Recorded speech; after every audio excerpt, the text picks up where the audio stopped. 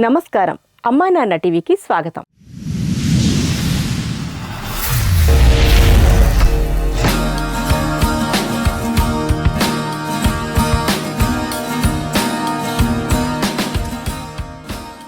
తమకంటూ ఎవరూ లేని ఈ ప్రపంచంలో మతిస్థిమితం లేక రోడ్లపై పిచ్చివాళ్లలా తిరుగుతున్న వందలాది మంది అనాథులకు రక్షణనిస్తూ పునర్జన్మ ప్రసాదిస్తుంది అమ్మా నాన్న అనాథల పుణ్యక్షేత్రం.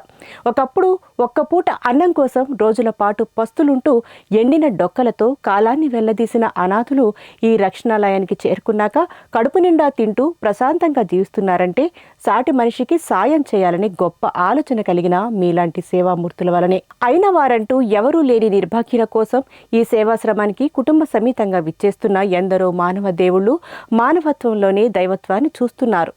సిద్దిపేట నుంచి విచ్చేసిన శ్రీహరి గారు భక్తి మార్గం సేవా మార్గంలో తరించారు. ముందుగా శ్రీ సోమనాథేశ్వర స్వామిని దర్శించుకుని వారే స్వయంగా శంకరలింగానికి అభిషేకం చేసి శివానుగ్రహానికి పాత్రులయ్యారు. ఈ సందర్భంగా అర్చకులు శ్రీహరి గారి పేరు, వారి కుటుంబ సభ్యుల పేర్లపై గోత్రనామార్చనాలు నిర్వహించి ఆశీర్వచనాలు అందజేశారు. అనంతరం అనాథుల వసతి భవనాన్ని సందర్శించి అభాగ్యులకు జరుగుతున్న వైద్య సేవలను చూశారు. మళ్ళొకసారి వచ్చి ఈ నిర్భాగ్యులకు తోచిన సాయం చేస్తానని చెప్పి ఆధ్యాత్మిక తృప్తితో వెనుదిరిగారు.